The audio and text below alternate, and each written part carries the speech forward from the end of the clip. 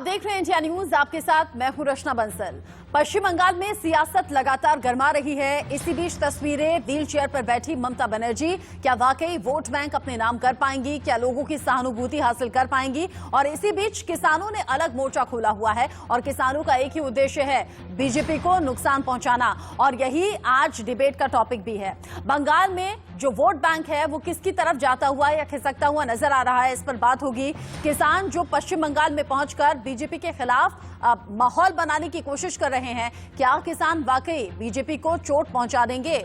दूसरी तरफ Mamata Banerjee full action mode में है। चोट लगने के बावजूद वो व्हील चेयर पर चुनाव प्रचार करने की बात कर रही हैं। मैनिफेस्टो अगर ममता बनर्जी जारी करती हैं तो उसमें क्या किसानों को लेकर कुछ बड़े घोषणा, कुछ बड़े ऐलान हो सकते हैं? किसान जब मोर्चा संभाल रहे हैं पश्चिम बंगाल में, तो क्या पश्चिम बंगाल की जनता और खासतौर से किसान उन किसान नेताओं के साथ जाएगा जो बीजेपी के खिलाफ माहौल बना रहे हैं, या फिर जो कह रहे हैं कि बीजेपी को छोड़कर आप किसी भी पार्टी को वोट दीजिए, क्योंकि देश की राजधानी दिल्ली में अलग अलग बॉर्डर्स पर दिल्ली के हजारों की संख्या में किसान बैठे रहे। हालांकि अब संख्या कम जरूर हुई है, लेकिन किसान नेता लगातार इस कोशिश में कि आंदोलन को धार दी जाए, आंदोलन को और मजबूत की जाए। तस्वीरें फिर से बदलती हैं। तस्वीरें आपके सामने, ममता बनर्जी को चोट लगी, अब टीएमसी इसी मुद्दे को लेकर भुनाने की कोशिश में भी है और टीएमसी के कार्यकर्ता गुस्से में हालांकि मौन प्रदर्शन कर रहे हैं और कह रहे हैं इस मामले की जांच होनी चाहिए। चुनाव आयोग को जो रिपोर्ट भेजी गई है उससे संतुष्ट चुनाव आयोग नहीं है, कह रहा है कि विस्तृत जानकारी चाहिए। उसमें वजह साफ नहीं है कि ममता बनर्जी को चोट आखिर कैसे लगी, क्योंकि जो रिपोर्ट है उसमें हमलावरों का कोई जिक्र नहीं है।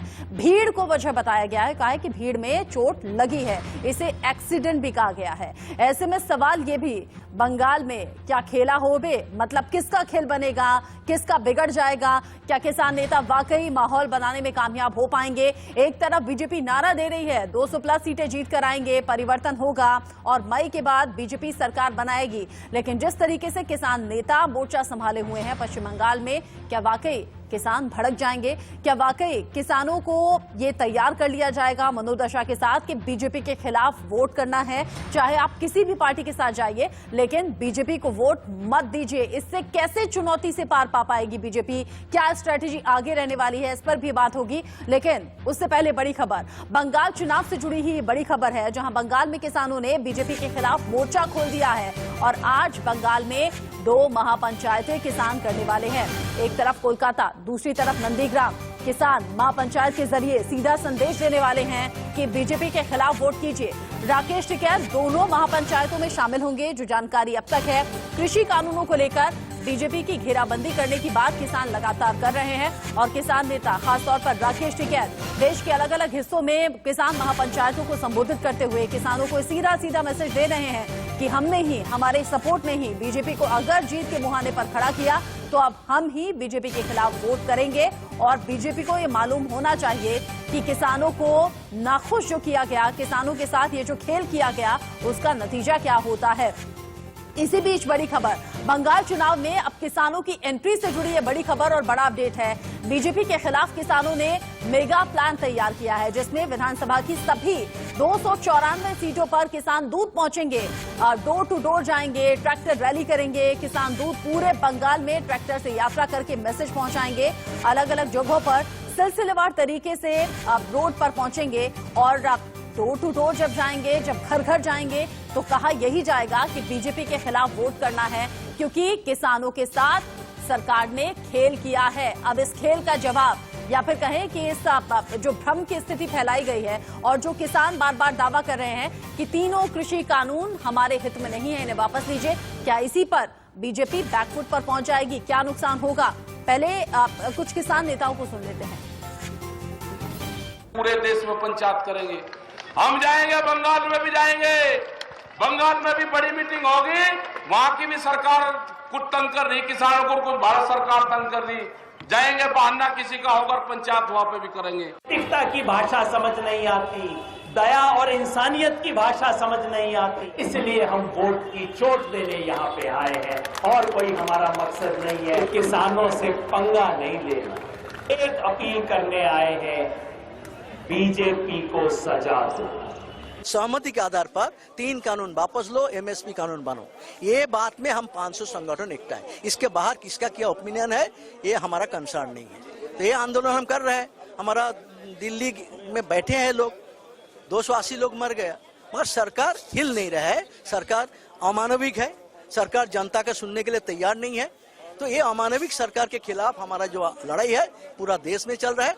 हम पूरा देश में आंदोलन को एक्सप्लेन करना चाहिए। लोग समझ रहे हैं 3 कानून खराब है, क्यों खराब है बहुत लोग को मालूम नहीं है। तो हम ये महापंचायत करके ये वार्ता ले जा रहा हूँ। एक ही काट है, बीजेपी किसानों का दुश्मन है, बीजेपी को हराओ देश बचाओ, इसके अलावा कोई शब्द नहीं है। इससे सीधा मैसेज कुछ हो नहीं सकता जब किसान नेता नाराज हैं, कह रहे हैं कि बीजेपी को हराओ और देश बचाओ। इस नारे के साथ जब पश्चिम बंगाल में किसान नेता पहुंच रहे हैं, किसानों के साथ जुड़ने की कोशिश होगी। जो किसान उनके साथ रैली में शामिल नहीं होगा उसे घर घर पहुंचकर ये संदेश देने की कोशिश किसान नेताओं के जरिए हो रही है। और हमारे साथ खास मेहमान भी जुड़ गए हैं, उनसे हम एक एक करके जानेंगे क्या असर होने वाला है पश्चिम बंगाल में अगर राजनीति में किसानों की एंट्री हो गई है, किसान नेता पहुंच रहे हैं। तो बप्पा चैटर्जी हमारे साथ जुड़ गए हैं, बीजेपी प्रवक्ता। सुमन अर्पण हमारे साथ राजनीतिक विश्लेषक के तौर पर हैं। दीपक झा हमारे साथ राजनीतिक विश्लेषक। संजय चक्रवर्ती जो कि टीएमसी के प्रवक्ता हैं और ब्रिजेश भाटी किसान नेता भी हमारे साथ जुड़ गए हैं। आप सभी का बहुत बहुत स्वागत है। बप्पा चैटर्जी जी, सबसे पहले आप ही से मेरा सवाल। एक तरफ दिल्ली देश की राजधानी के अलग अलग बॉर्डर्स पर जब हजारों की संख्या में किसान बैठे, हजार में अब इसलिए नहीं कहूंगी क्योंकि ये संख्या कम हो गई है, लेकिन आंदोलन अभी भी चल रहा है। अब देश के अलग अलग हिस्सों में भी किसान नेता पहुंच रहे हैं, लेकिन जो पश्चिम बंगाल में डंट लगाने की कोशिश किसानों के जरिए हो रही है, किसान नेताओं के जरिए हो रही है, कैसे पार पा पाएंगे आप? देखिए, विषय ये है, जब भी चुनाव आते हैं इस तरह का एक गुट है, इस तरह का एक टीम है जो लोग खड़े हो जाते हैं। जब भी चुनाव का माहौल बनता है किसी भी स्टेट का, तभी ये गुट कभी असहिष्णुता, कभी मॉब लिंचिंग, कभी दूसरे नामों से ये अपने आप का एक मंच तैयार कर लेते हैं। हाँ। और ये मंच तैयार करके वो लोग आ जाते हैं। हालांकि अभी जो मंच तैयार है वो किसानों के हित में बताया जा रहा है, लेकिन एक्चुअल में देखिए बंगाल में इसका कोई भी इफेक्ट नहीं पड़ेगा। क्यों नहीं पड़ेगा ये मैं बता देता हूँ। क्योंकि बंगाल की जो सरकार है, टीएमसी की जो सरकार है, वो किसानों के लिए जो मोदी जी ने सालाना 6,000 रुपया करके जो पैसा भेजा था, एक बटन दबाया और सबके अकाउंट में चला गया। ये तो पहले से हो रहा है, ये तो पहले से हो रहा है। मैं अभी चुनावी माहौल की बात कर रही हूँ। ये किसान आंदोलन नुकसान साबित नहीं होगा क्या? बंगाल के किसान, मैं उसी पॉइंट पे आ रहा हूँ, बंगाल के किसान सालाना 6,000 रुपया जो केंद्र सरकार भेज रही है उससे वंचित है, क्योंकि तृणमूल कांग्रेस की सरकार वो पैसा किसानों तक पहुंचने नहीं दिया गया। बाद में फिर ममता दीदी ने चिट्ठी लिखा कि वो पैसा मेरे अकाउंट में भिजवाइए, मैं बंगाल के किसानों को उसको ट्रांसफर करूंगा। विषय ये है कि वहां भी कहीं ना कहीं जाके कटवनी का बात आ जाता है। क्यों सरकार जब डायरेक्टली किसान को पैसा भिजवाना चाहती है तो पश्चिम बंगाल की तृणमूल कांग्रेस की सरकार उस पर आपत्ति क्यों दिखाती है? क्यों उन लोगों को डायरेक्ट पैसा पहुंचाने नहीं देते हैं? और ये टिकैत जी की जो टीम है जो जाके पहुंच रही है बंगाल में, मुझे ऐतराज है आपके जवाब से। या तो आप मेरा सवाल समझ नहीं रहे हैं या फिर आप जानबूझकर जवाब नहीं दे रहे। मैं ये पूछ रही हूँ, जो देश का किसान नाराज है, पश्चिम बंगाल में किसान नेता पहुंच रहे हैं, सीधा उनका कहना है बीजेपी को हराओ देश बचाओ। आपको नुकसान नहीं होगा क्या? इस नुकसान की भरपाई कैसे होगी? किसानों को कैसे मनाएंगे? इससे कोई नुकसान नहीं होगी। अच्छा, आप कह रहे हैं नुकसान नहीं होगा, ठीक है, ठीक है। ब्रिजेश भाटी हमारे साथ जुड़े हुए हैं, किसान नेता हैं, उनसे पूछ लेते हैं।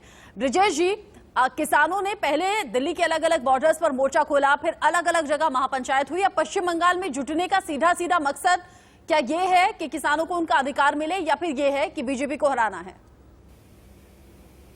मैं आपके चैनल इंडिया न्यूज के माध्यम से बता दूं कि जो किसानों का जो मकसद है वो खाली ये बताना है कि इन 3 काले कानूनों को सरकार लाइए। हाँ। और भाजपा की सरकार लाइए।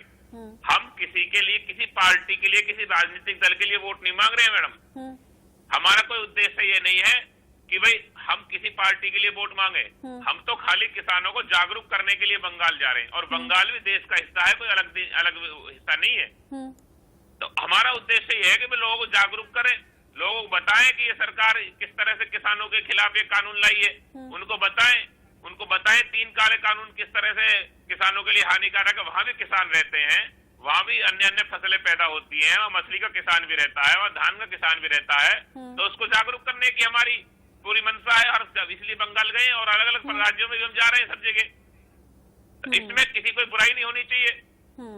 मतलब बीजेपी को नुकसान पहुंचाना है क्योंकि बीजेपी ने बात नहीं मानी, क्योंकि तीनों कृषि कानून वापस नहीं हुए।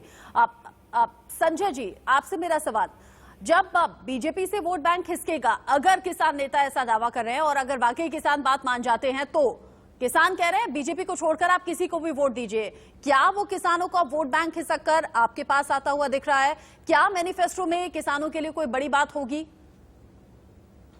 देखिए, नमस्कार। पहली बात तो जैसा कि ये बताया है कि बीजेपी प्रवक्ता ने कि एक बटन दबाएंगे और किसानों के अकाउंट में पैसा पहुंच जाएगा, तो वो बटन बंगाल के लिए क्यों नहीं दबा? पहले इनसे ये सवाल पूछिए, क्योंकि उसके लिए इजाजत लेने की जरूरत ही नहीं थी। बटन दबाते उससे सीधे अकाउंट में पहुंच जाता। ये ममता बनर्जी के पूरी बात करेंगे, प्लीज पूरी बात करेंगे। गलत बोलेंगे, आपको बोलने नहीं देंगे, आपके बीच में गलत बात बोलेंगे, आपके बीच में नहीं किया जाएगा। आप लोगों ने संजय जी, स्मृति ईरानी तो ये भी कह रही थी, स्मृति ईरानी तो ये भी कह रही थी कि केंद्र की योजनाओं को नाम बदलकर पश्चिम बंगाल में ममता बनर्जी ने अपना नाम कर दिया। स्मृति ईरानी कह रही थी तो खेला तो यहाँ हो गया। आधार से लिंक होता है। लोगों ने बंगाल में को चुप कराइए, सारे केंद्रीय सरकारी मुझे पूरी बात बोलने दीजिए। पापा जी सुन तो लीजिए पहले। देखिए संजय जी कुछ बोल रहे हैं, जवाब तो ले लीजिए। स्मृति ईरानी ने जो आरोप लगाए हमने सुने हैं, संजय जी को जवाब तो देने दें। जब भी इनको दुखती रख पे इनके हाथ रख दिया जाए, इनके जो है बिल्कुल आग लग जाती है। ये सबसे बड़ी हाथ पड़ गई है भाई साहब, अभी आपकी आपकी हाथ पड़ गई है, जिस वजह से अच्छा वक्ता होने के साथ साथ अच्छा श्रोता भी होना चाहिए। अच्छा वक्ता होने के साथ बापा जी अच्छा श्रोता भी रहिए। संजय जी जवाब दे रहे हैं, आप नोट डाउन कीजिएगा, आप जवाब दीजिएगा। आप इससे तो पूछूंगी जब ये जवाब देंगे तो। संजय जी, पहली बात ही बात मैं कह रहा हूँ कि इन्होंने मुझसे अभी एक बात कही कि एक बटन दबाएंगे सबके अकाउंट में सीधे पहुंच जाएगा। हाँ। तो वो एक बटन बंगाल के लिए क्यों नहीं दबता? हाँ। उसके लिए ममता बनर्जी से इजाजत देने की जरूरत क्यों पड़ रही है? वो तो कह रहे हैं कि केंद्र की योजना आप लागू नहीं होने देते पश्चिम बंगाल में, इसलिए नहीं पहुंचता पैसा। आपको पता है कि आधार से लिंक होता है अकाउंट, और अगर केंद्र सरकार चाहे तो किसी से पूछ करके अकाउंट में पैसा नहीं डालती है, वो सीधे के सीधे वो डाल सकती थी। जानबूझ करके इलेक्शन में, इलेक्शन के नहीं जी, एकदम नहीं। अरे सुनिए जी, पश्चिम बंगाल के किसानों की लिस्ट तो आप ही लोग देते ना, ममता बनर्जी के जरिए ही जाती ना, राज्य सरकार जानकारी देती है ना। अंतर्यामी नहीं है कि बंगाल में कितने किसान हैं, उनके घर में पैसा पहुंचा देंगे, उनके अकाउंट का डिटेल तो आपको देना होगा ना।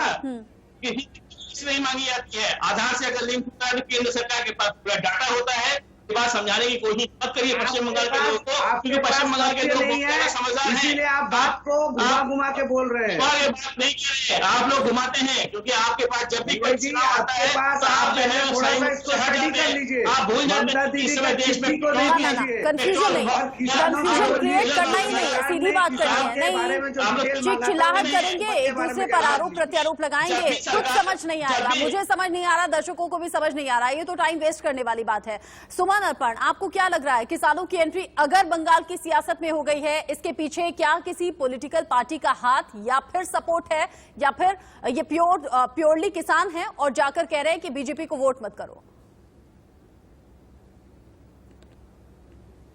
देखिए रचना जी, मैं किसानों को मानवता सिखाऊं भी तो कैसे सिखाऊं? आज तो सारा मुल्क नफरत के असर में है। सबसे बड़ी बात, जैसे अभी आपने खुद ही कहा है कि जो किसान आंदोलन है, ये सब लोग गुमराह हो चुके हैं। हर किसी से मंजिलों का पता नहीं पूछते, गुमराह कर देते हैं ना जाने कुछ लोग। आप देख रहे हैं कि जब किसान आंदोलन शुरू हुआ, आज 3 महीने से ज्यादा इस आंदोलन को हो चुके हैं।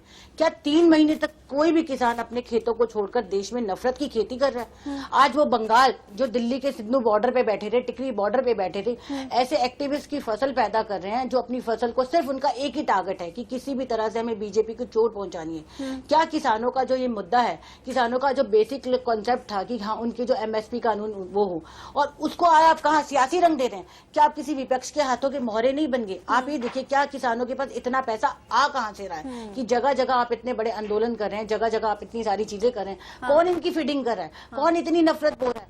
ये सवाल बहुत गंभीर है। 3 आप ये देखिए, जगह जगह आप मेगा प्लान्स को प्लान कर रहे हैं, डोर टू डोर आप कैंपेन करेंगे, 294 आप उसमें जाएंगे, विधानसभा क्षेत्रों में जाएंगे। क्या इन सब के लिए फंडिंग नहीं चाहिए? कौन इन सब की फंडिंग कर रहा है? क्या विपक्ष इनके साथ नहीं है? पूरे के पूरे पश्चिम बंगाल के अंदर एक सियासी पखंड किसी का चालू हो गया। सपोर्ट नहीं कर सकती, किसी का विरोध नहीं कर सकती। हाँ, सवाल जरूर पूछ सकती हूँ, इसलिए पूछ रही हूँ। हालांकि जो आपने कहा कि खेती नहीं कर रहे, क्या इसीलिए बॉर्डर्स पर अलग अलग जगह जो किसान बैठे हुए थे अब लौट रहे हैं, कह रहे हैं अपनी खेती देखकर आते हैं, कुछ फसल बोनी या काटनी जो भी उनका काम होता है वो करके आप ये देखिए, बैसाखी का जो त्योहार है रचना जी, चंक्स में जाएंगे। लेकिन हाँ, जो फंडिंग है, जो इतने वक्त टिकने की बात है, उसको लेकर सवाल जरूर खड़े हो रहे हैं।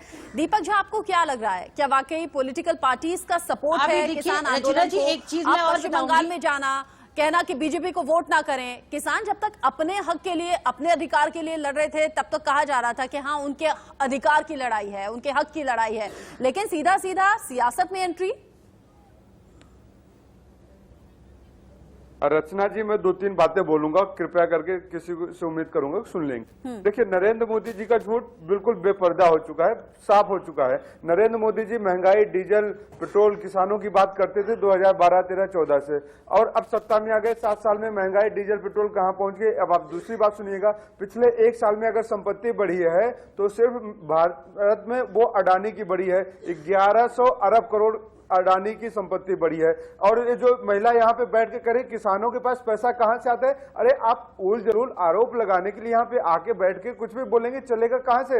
अरे किसान खुद अन्नदाता है, जो आपको और हमको भोजन देता है, खुद पैदा करता है, तो उसको खाने की समस्या कहीं से नहीं है। और रही बात पैसा कहां से, तो ईडी, सीबीआई आपके पास है मैडम, जांच करा लीजिए, क्योंकि आपको कष्ट हो रहा है। अब दूसरी बात मैं कहता हूं, आज नरेंद्र मोदी जी और भाजपा बेनकाब हो चुकी है। महंगाई की बात, भ्रष्टाचार की बात, आप कब तक जुमलेबाजी करेंगे? अरे भाजपा को नुकसान क्यों ना पहुंचाए? आप वो मुद्दे गिनाइए जो नरेंद्र मोदी जी सीना ठोक के कहते थे कि देश में हम आएंगे तो महंगाई कम कर देंगे। कल तक महंगाई डायन थी, आज मनमोहनी हो गई है मोदी जी के लिए। तो ये सब बातें कृपया भाजपा के लोग, उनके प्रवक्ता, उनके समर्थक ना करें। और किसानों को देशद्रोही, गद्दार बोलने से पहले आप देखें ना, आपकी थाली में जो अनाज आता है वो उसी किसान के पसीने की कमाई है मैडम। और उनको पैसे कौन देता है? किसी को देने की जरूरत नहीं है। जो पूरे देश का पेट भरता है वो अपना पेट खुद भर लेगा। और रही बात आज बंगाल की, अगर मैं बात करूं, बंगाल में अगर किसान जाके बता रहे हैं कि भाजपा को वोट ना दो, तो इसमें बुराई क्या है? किसान स्वतंत्र हैं। देश में हर व्यक्ति अपनी आजादी से, अपने मन से वोट कर सकता है, प्रचार कर सकता है। इसमें कहीं कोई संविधान में रोक टोक नहीं है। लेकिन तो किसान अगर किसान की एंट्री ऐसे हो गई, अगर बीजेपी के खिलाफ माहौल बन गया तो बापा जी मुश्किल हो जाएगी। 200 प्लस का आंकड़ा कैसे जीत पाएंगे? और चूंकि बीजेपी शुरुआत से किसानों को लेकर बहुत ज्यादा मुखर रही है, किसानों के सपोर्ट में बहुत ज्यादा रही है, लेकिन ये जो पूरा साल जा रहा है, ये जो पिछले 3 महीने हमने देखे हैं, बीजेपी के खिलाफ किसानों के बीच में अगर माहौल बन रहा है तो नुकसान साबित हो सकता है। इस पर वक्त रहते फैसले होने होंगे। लेकिन आगे बढ़े, आपसे मैं सवाल करूं बापा जी, लेकिन उससे पहले ये भी जान लीजिए कि कैसे किसानों का एक्शन प्लान तैयार है और बीजेपी के खिलाफ ये प्लान तैयार किसानों ने किया है। किसान कह रहे हैं कि बंगाल में बीजेपी के खिलाफ मोर्चा हमने खोल दिया है और हम चाहते हैं बीजेपी को छोड़कर चाहे जिस पार्टी को वोट देना हो दीजिए, हम किसी पार्टी के समर्थन में नहीं है, लेकिन हाँ, बीजेपी को वोट नहीं मिलना चाहिए क्योंकि किसानों की सुध नहीं ली। आज किसान नंदीग्राम और कोलकाता में पहुंचेंगे, महापंचायत होनी है। कल भी किसान सिलसिलेवार तरीके से अलग अलग जगह रैलियां करने वाले हैं। बंगाल की गलियों में बीजेपी के खिलाफ रोड शो करने की तैयारी अब किसान कर चुके हैं। किसान नए कानूनों को लेकर बीजेपी की घेराबंदी कर रहे हैं। पिछले 3 महीने से 100 से ज्यादा दिन हो चुके हैं, दिल्ली के अलग अलग बॉर्डर्स पर बैठे हुए हैं। किसान नेता बीजेपी को वोट नहीं देने की अपील डोर टू डोर यानी कि घर घर जाकर करेंगे। किसानों का मकसद चुनावों में बीजेपी को हराना है। किसान नेता हन्नान मुल्ला को हमने सुना, कहा कि बीजेपी को हराओ, देश को बचाओ। उन्हें लगता है अगर बीजेपी हार गई तो देश बच जाएगा। इस बीच राकेश टिकैत जो लगातार मोर्चा संभाले हुए हैं, क्या उनका मिशन बंगाल है, जान लीजिए। 294 विधानसभा सीटें हैं पश्चिम बंगाल में। ऐसे में किसान दूत जो कि 294 विधानसभा क्षेत्रों में जाएंगे, यात्रा करेंगे और घर घर जाकर हर किसान तक पहुंचकर, हर आम आदमी तक पहुंचकर ये संदेश देंगे कि बीजेपी के खिलाफ वोट करना है। पूरे बंगाल में ट्रैक्टर यात्रा निकालने का कार्यक्रम है। बंगाल में कई जगह जनसभा भी किसानों के जरिए की जाएगी। बीजेपी के खिलाफ संयुक्त किसान मोर्चा की कमान है और बीजेपी के खिलाफ वोट डालने के लिए लोगों को प्रेरित किया जाएगा। बंगाल में ये जिम्मेदारी किस किस के हाथों है, किस किस के कंधों पर है, आप ये भी जानिए। योगेंद्र यादव, मेधा पाटकर, हन्नान मुल्ला, बलबीर सिंह, राजेवाल और अतुल कुमार अंजान, अविक साहा, गुरनाम सिंह, राजा राम सिंह और डॉक्टर सत्यनाम सिंह के अलावा इसमें राकेश टिकैत का भी नाम है, जो कि पश्चिम बंगाल में बीजेपी के खिलाफ मिशन में पूरी तैयारी के साथ अब उतर चुके हैं। हम कह सकते हैं कि राजनीतिक पार्टियों के साथ साथ अब किसानों की एंट्री हो गई है सियासत में।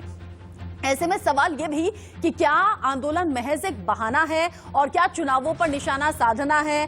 कई राज्यों में जहां इस साल चुनाव होने हैं, माहौल बनाने की कोशिश हो रही है और ये सभी जो राज्य इर्द गिर्द घूम रहे हैं, ये वही राज्य हैं जहां पर कुछ में इस साल चुनाव होने हैं तो कुछ में अगले साल यानी कि 2022 में चुनाव होने हैं। केरल, गोवा, पश्चिम बंगाल, मणिपुर, तमिलनाडु, असम, पंजाब, उत्तराखंड, उत्तर प्रदेश, पुडुचेरी, ये वो तमाम राज्य हैं जहां पर किसान ये कह रहे हैं कि हम ही थे जिन्होंने सपोर्ट किया, जिनका प्यार किसानों के जरिए बीजेपी तक पहुंचा, तो बीजेपी आज सत्ता में है। लेकिन अगर हमें ही अनदेखा करेगी, हमारी ही बात को अनसुना करेगी, तो फिर हम वोट से चोट करना भी जानते हैं। किसानों का बीजेपी विरोधी प्लान आगे क्या है आप जानिए। बीजेपी का विरोध इसलिए क्योंकि ज्यादातर राज्यों में बीजेपी की सरकारें हैं और वो नए कानून में कोई समझौता करने के लिए तैयार नहीं है और किसान चाहते हैं कि तीनों कृषि कानून वापस होने चाहिए, इससे कम हमें कुछ भी मंजूर नहीं है। एमएसपी पर लिखित गारंटी मिलनी चाहिए जो अब तक मिली नहीं।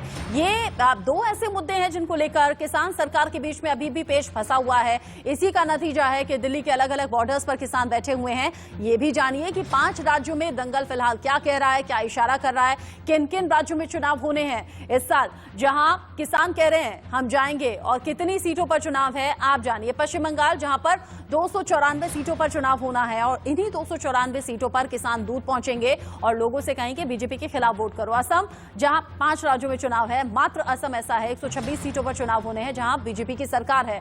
तमिलनाडु 234 सीटों पर यहां वोट डाले जाएंगे। अपने अपने मुद्दों को लेकर सभी पार्टियां चुनावी मैदान में हैं। केरल जहां 140 विधानसभा सीटें हैं। अब ऐसे में किसान ये कह रहे हैं कि न सिर्फ इस साल बल्कि अगर मामला लंबा खिंचा तो अगले साल तक भी हम बीजेपी के खिलाफ माहौल बनाएंगे। पुडुचेरी जहां महज 30 सीटें हैं विधानसभा की और इन सभी राज्यों में इसी साल विधानसभा चुनाव होने हैं।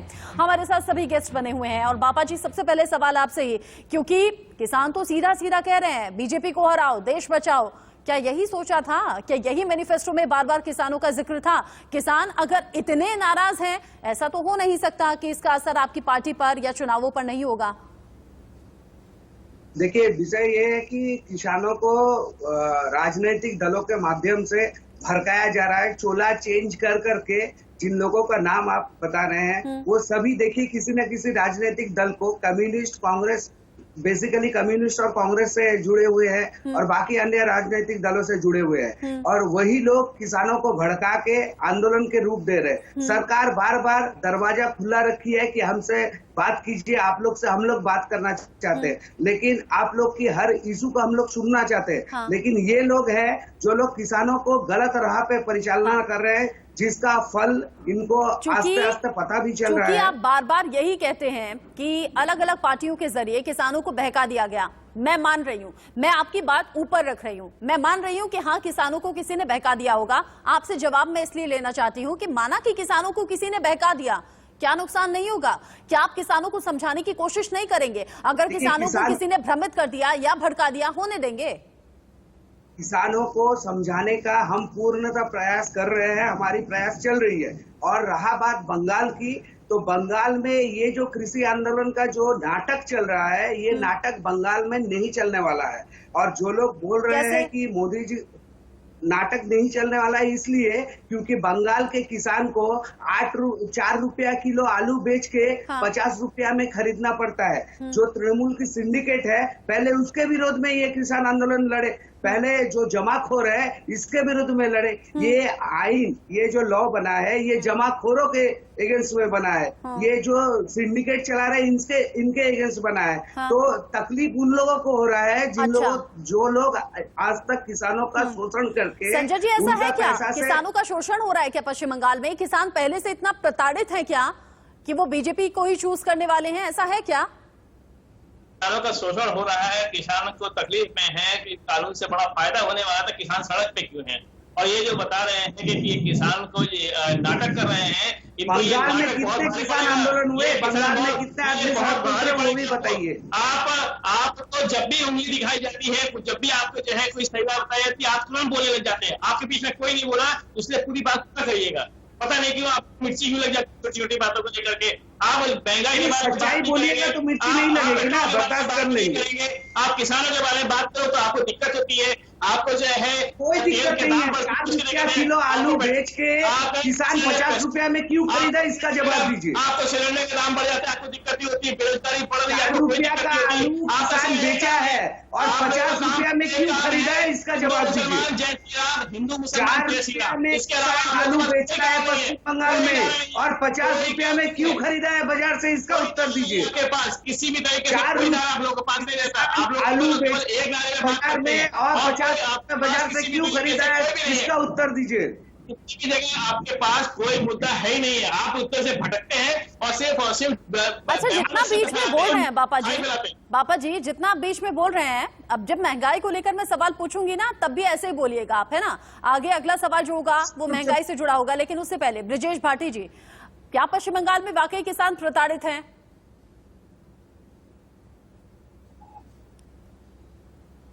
किसान तो हर जगह परेशान है पूरे देश में। हाँ। सरकार किसी की रही हो, किसी भी राजनीतिक दल की रही हो, जैसे आप ये बात कर रहे थे कि आलू का सिंडिकेट है, वहाँ पर भी बंगाल में बहुत सारी परेशानियां हैं, बहुत सारी चीजें हैं जहाँ किसान परेशान है।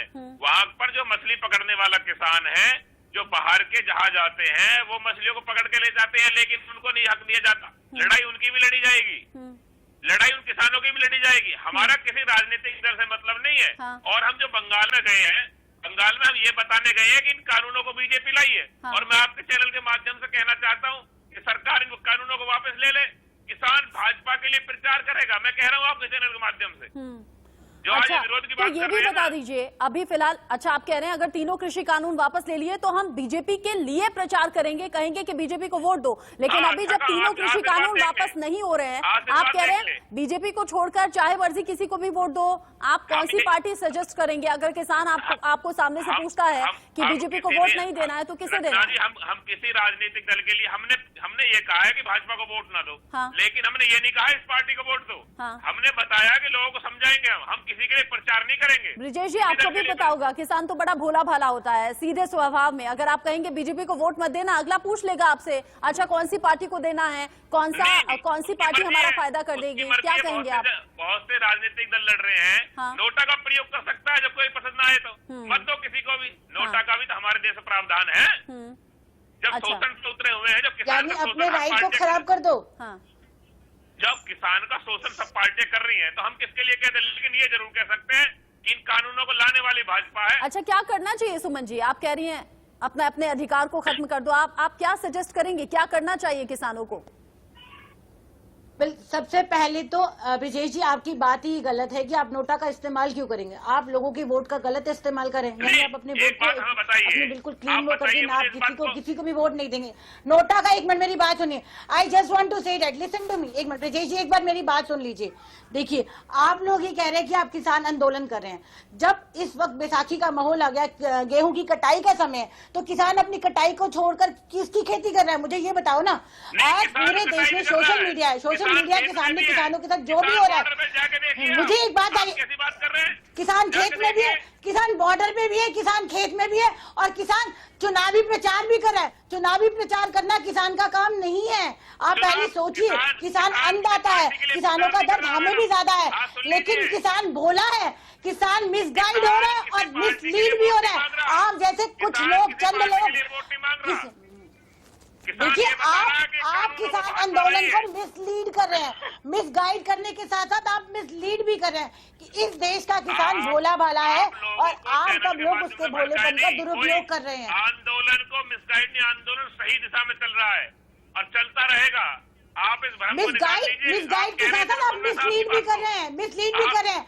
और दूसरी बात, अभी संजय रावत ने एक बात, आप जाके देखिए एक बार।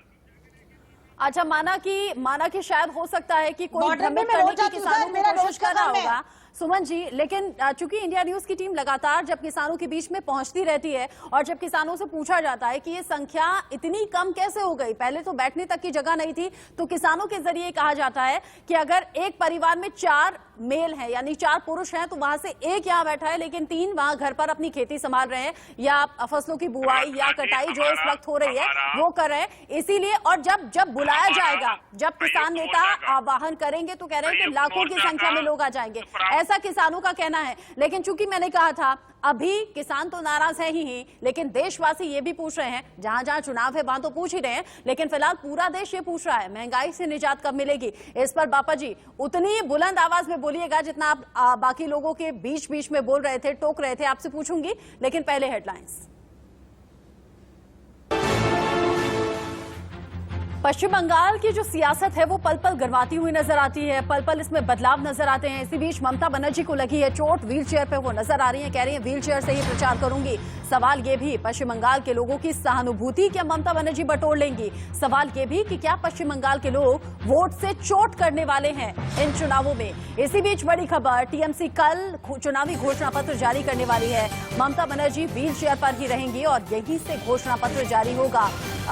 हॉस्पिटल के बेड से ही उन्होंने जो वीडियो जारी किया था उसमें भी कहा था बहुत जल्द चुनाव प्रचार में उतरूंगी, लेकिन कहा यह जा रहा है कि घोषणा पत्र में किसानों के लिए बड़ा ऐलान हो सकता है। किसानों से कई बड़े वादे कर सकती हैं ममता बनर्जी, जो अभी तक दावा ये कर रही थी कि किसानों के लिए बहुत सी योजनाएं चलाई हैं, बहुत से काम किए हैं और अब मैनिफेस्टो में कुछ बड़े ऐलान किसानों को लेकर होंगे।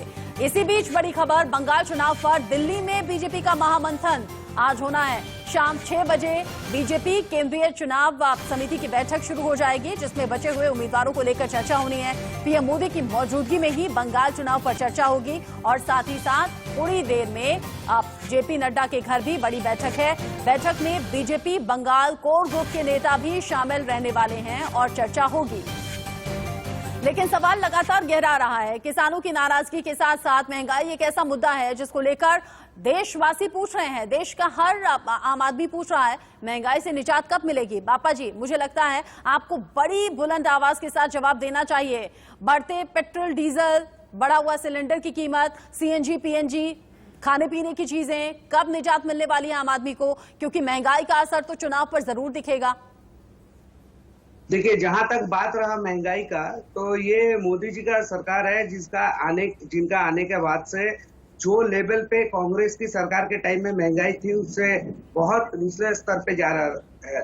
क्योंकि जहां दाल एक समय 200-250 रुपया किलो के ऊपर जा रहा था, उस जगह पे आज दाल आपको 120-130 के अंदर में मिल जा रहा है। आप जहां देखिएगा सिर्फ महंगाई अभी जिनको दिख रहा है वो पेट्रोल डीजल और गैस सिलेंडरों पे दिख रहा है।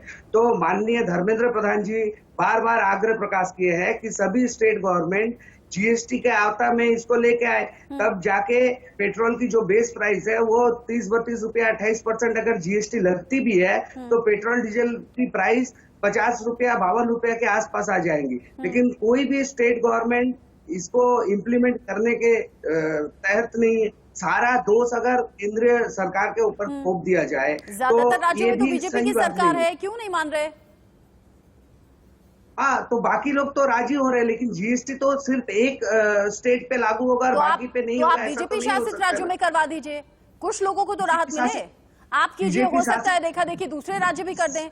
और महज ये एक्सक्यूज काम नहीं करेगा बापा जी कि कांग्रेस के वक्त में ऐसा था, यूपीए के शासनकाल में ऐसा था, हमने ऐसा कर दिया। इतना काफी नहीं है। तब कोरोना नहीं था, तब लोगों के व्यापार ठप नहीं हुए थे, तब लोगों की नौकरी नहीं गई थी, तब लोगों की सैलरी डिडक्ट नहीं हुई थी। 2.5 लाख वैक्सीन 21 फरवरी तक 2.5 लाख वैक्सीन फ्री में दिया गया। पूरे वर्ल्ड में वैक्सीन पहुंचाया जा रहा है। ये क्या देश की उपलब्धि नहीं है? कोरोना का ही बात अगर करेंगे तो कोरोना के दौरान जब में चावल और राशन का व्यवस्था किया गया, ये क्या उपलब्धि नहीं है? क्योंकि ये जो परेशानी आएगा देश में, ऐसा एक परिस्थिति तैयार होगा, ये क्या किसी को पता था? किसी को भी इस दुर्योग का पता था कि ये सिचुएशन आने वाला है? तो ऐसी परिस्थिति में गवर्नमेंट किसी को नहीं पता था महामारी आने वाली है। आप लोग तैयार नहीं थे, हम भी तैयार नहीं थे, देश के नागरिक भी तैयार नहीं थे, आम लोग भी तैयार नहीं थे, आम लोगों की सेविंग्स खत्म हो गई। आपकी जिस भी विषय है, सरकार उस पर पुरजोर तैयारी कर रही है ताकि बाकी जो विषय लग इस रहा है कि पुरजोर कंट्रोल कोशिश नहीं में है, उसको राहत भी लिया मिलने की जाएगा। उम्मीद कब तक है? वो 160 रुपए हो गया। इस पुरजोर कोशिश में राहत मिलने की उम्मीद कब तक है? 140 रुपए हो गया। निश्चित रूप से बहुत जल्द ये देखिए सरकार में प्लान करने वाले तैयार करते हैं, वो हम अभी तैयार नहीं कर दे सकते। ये पहले ही पानी पीजिए। कर चुके। पेट्रोल में हमारा कोई जो है हमारे हाथ में नहीं है। कल को कहेंगे BSNL हमारे हाथ में नहीं है, परसों कहेंगे रेलवे हमारे हाथ में नहीं है, तो 1 रुपया घटा दिया है पेट्रोल में। आप किसानों का पैसा नहीं देते हैं, आप तो प्रधानमंत्री आवास योजना का पैसा लेके कट मनी लेके चलाते हैं, आप तो शौचालय का पैसा नहीं देते हैं, आप तो राशन में जो चावल भेजा जाता है वो चावल चोरी कर लेते हैं, आप तो आमखान में जो तिरपाल भेजा जाता है वो तिरपाल चोरी कर लेते हैं, आप तो जो किसान 4 रुपया किलो उनको 50 से 50 रुपए का आलू खरीदवाते हैं। एक भी कोल्ड स्टोरेज की व्यवस्था नहीं है आपके पास। आप खाली नीला सादा रंग करवा के कोल्ड स्टोर बनवा के खाली छोड़ दिए, जहाँ कोल्ड स्टोरेज की व्यवस्था कुछ नहीं है। मंडी बोल के रख दिए, लेकिन कहीं पर ही कोई मंडी में किसान को फिर अपना जाने फायदा का देख रहे हैं आप लोग, आवश्यकता नहीं फिर है। अपना फायदा देख रहे हैं आप लोग। दोनों एक दूसरे पर ऐसे आरोप लगा रहे हैं, फिर अपना फायदा देख रहे हैं, फिर अपना राजनीतिक फायदा देख रहे हैं। आम लोगों के मतलब की बात कीजिए ना सर।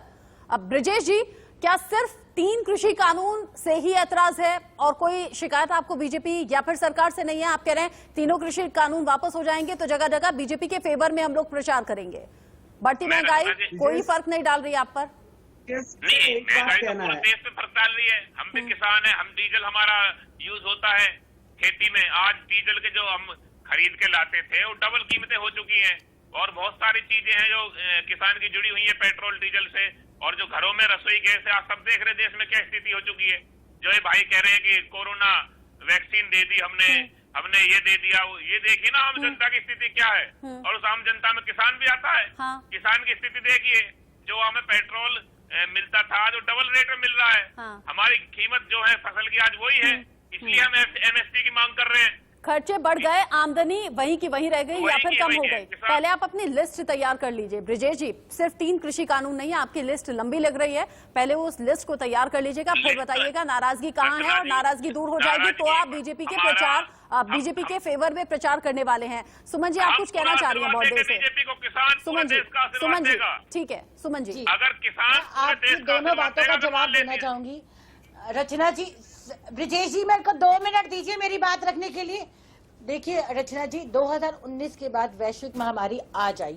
पिछले 70 सालों में इस देश ने किसी भी तरह की वैश्विक महामारी नहीं देखी, और इस वैश्विक महामारी में केवल भारत ही एक ऐसा देश था जिसने सिर्फ संभावनाओं को देखा। हमारा देश आज पूरे संसार को एक कोरोना वैक्सीन दे रहा है। PP किट के मामले में भारत ने क्या विकास किया। हमारे देश में जब वैश्विक महामारी के समय पूरा देश लॉकडाउन में था, 80,000 करोड़ों को घर घर राशन पहुंचाया। इंसान की बेसिक नीड क्या है? रोटी, कपड़ा और मकान। मैं इस बात से पूरी तरह से सहमत हूं कि पेट्रोल की कीमतें बढ़ी हैं, डीजल की कीमतें बढ़ी हैं, इसमें कोई डिनाई नहीं कर सकता। लेकिन आप ये देखिए, जो बेसिक एसेंशियल नीड है इंसान की, रोटी, कपड़ा और मकान, गेहूं के दाम कितने कम हुए, दालों के दाम कितने कम हुए हैं। जो एक तुअर दाल होती थी जो 180 तक पहुंच गई, आज वो मर गए। गृह मंत्री जी लोकसभा के अंदर बयान देते हैं कि पता नहीं है भैया कोरोना। उसके बाद रोजगार की बात, हमारी महंगाई और हमारे रोजगार का बहुत सीधा। I want to finish my statement. मैं मेरी बात को पूरी तरह से सुन लीजिए। मैं जो कहना चाहती हूँ, मेरी बात, इस देश का जो हर नागरिक है वो डिपेंड करता है कि मुझे सिर्फ एक सरकारी नौकरी मिल जाए। रोजगार की बात कोई नहीं करता, आत्मनिर्भरता की बात कोई नहीं करता, कोई लघु शिकायत है। सुमन जी सुनिए, कोरोना काल में बहुत बेहतर काम सरकार ने किया। बड़ा अच्छा लगता है जब बाकी देशों तक वैक्सीन पहुंचाई जाती है, देश का बड़ा नाम होता है, भारत विश्व गुरु के तौर पर नजर आता है। लेकिन मेरा सवाल यही है, चुनाव अगर जय श्री राम, दुर्गा के नाम पर या फिर मंदिर मस्जिद के नाम पर लड़ा या जीता जाता है तो बड़ी तकलीफ होती है।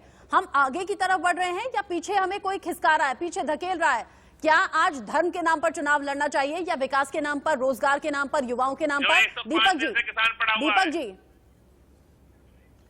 देखिए 105 दिन से किसान पड़ा, उसके बारे में नहीं सोच रहा कोई भी। हमारे बड़ी संविधान विडंबना में है। जो प्रस्तावना थी, एक हमारे बड़ी संविधान की विडंबना है। प्रस्तावना में बोलेंगे, पहला वक्त शब्द कम है, दीपक जी लिखा बोलेंगे। हुआ है कि गैंग के पंथनिरपेक्ष। लोग हैं। रचना जी, हाँ। रचना जी, मैं कह रहा हूँ जो नरेंद्र मोदी आपकी एंड बात का गैंग है, खंडन जो करती, देश में don't say Bhajpa that। Gang चला रही है, इस अरे क्यों ना कहें मैडम गैंग। आप प्रधानमंत्री जी कुछ भी बोलेंगे, गैंग बोलेंगे चलेगा, हम बोलेंगे तो don't say gang. What is this? आप माननीय प्रधानमंत्री की गरिमा का ध्यान रखिए। गैंग चला रहे हो, आप नेशनल टीवी में बात कर रहे हैं। माननीय प्रधान, अरे आप गलत बात कर रहे हैं। मैं इसका खंडन करती हूँ, मैं इसका खंडन करती हूँ। सुनिए सुनिए सुनिए, इस तरह से आप खंडन करते रहिएगा, बाद में जाइए अभी यहाँ से। पहले सुन लीजिए चुपचाप, पहले चुपचाप सुनिए, अरे चुपचाप सुनिए। Mind your language, mind your language. आपको हाँ तो सुन रही हूँ ना, लेकिन बोलने से पहले सही बोलिए। देखिए धमकी दे रही है। अरे देवी जी, अरे देवी जी, अरे सही क्या बोले? बहस मत कीजिए ना दीपक जी, जल्दी से अपनी बात रख लीजिए। दीपक जी बहस मत कीजिए ना, अपनी बात रखिए। दीपक जी अपनी बात रखिए ना, वक्त कम है। इतना गर्मी सही नहीं है। रचना जी देखिए, रचना जी देखिए, मैं क्या बात कर रहा हूं। मैंने कहा भाजपा गैंग ने देश में ऐसे मुद्दे उछाल दिए, राम मंदिर, गीता, गाय मंदिर, इन बेसिक वास्तविक मुद्दों को लापता कर दिया इन्होंने। महंगाई पे बात नहीं करेंगे, भ्रष्टाचार पे बात नहीं करेंगे। अरे भ्रष्टाचारी तो सारे भाजपा में आ गए। मुकुल रॉय से लेके मिथुन चक्रवर्ती तक जिनके ऊपर शारदा चिटफंड घोटालों पे नाम आया, वो सारे आज सिक्योरिटी लेके घूम रहे हैं बंगाल में, और सीबीआई और ईडी का इनको कोई खौफ नहीं है। तो ये नरेंद्र मोदी जी जो भ्रष्टाचार पे भाषण देते हैं, अमित शाह जी जो भ्रष्टाचार पे भाषण देते हैं, इनके मुंह पे अच्छा नहीं लगता है। महंगाई पे जो स्मृति ईरानी चूड़ियां भेजती थी, गैस सिलेंडर लेके सड़क पे घूमती थी, तो ये लोग कहां गए आज? देश पूछता है इनसे, बताइए ना मैडम, इनको हमने वोट किया था। यही किसान जो आज सड़क पे हैं, इन्होंने ही इनको वोट किया था कि आप हमारे कर्ता धर्ता रहनुमा बन जाइए। आज यही किसान जब इनसे कहते हैं भैया कानून हमारे खिलाफ है, इसको हटा लो। अरे 70 सालों से आपने देश का विकास ठीक है, रचना जी मैं जवाब देना चाहूंगी इनकी बात का। वक्त नहीं है सुमन जी, माफी के साथ वक्त नहीं है मेरे पास। लेकिन जो पश्चिम बंगाल में हो रहा है, आप चूंकि दीपक जी ने इस बात का जिक्र किया, ये बात मेरे भी जहन में आती है, और पश्चिम बंगाल के लोग भी सुन रहे होंगे, समझ रहे होंगे कि जो लोग रातों रात या फिर 2 दिन के अंदर अपनी लॉयल्टी चेंज करके बीजेपी में आ गए हैं, पश्चिम बंगाल के लोग क्या मन जहन में रखेंगे उन लोगों को वोट करते हुए जिनकी लॉयल्टी रातों रात चेंज हो जाती है? फिर क्या वो दावा करेंगे कि हम आपके हैं, आपके लिए काम करेंगे, और घर घर जाकर वोट आखिर किन आधार पर मांगेंगे? ऐसे बहुत से प्रवक्ता देखे हैं जो 4 दिन पहले टीएमसी की तरफ से वकालत कर रहे थे और 4 दिन बाद बीजेपी में शामिल हो गए। महज अभी फिलहाल किसानों की एंट्री को लेकर हम बात कर रहे थे, इसीलिए इन सब मुद्दों पर नहीं जाना चाहूंगी। आज किसान महापंचायत भी करेंगे, बीजेपी के खिलाफ बिगुल भी फूंकने वाले हैं और माहौल बनाने की कोशिश बीजेपी के खिलाफ। क्या वाकई बीजेपी को वोट की चोट किसान दे पाएंगे? यही डिबेट का टॉपिक था, लेकिन 2 मई का इंतजार करना होगा कि किसान फैसला क्या लेते हैं, पश्चिम बंगाल की जनता सोचती क्या है। एक ब्रेक का वक्त है, लौटेंगे जल्द।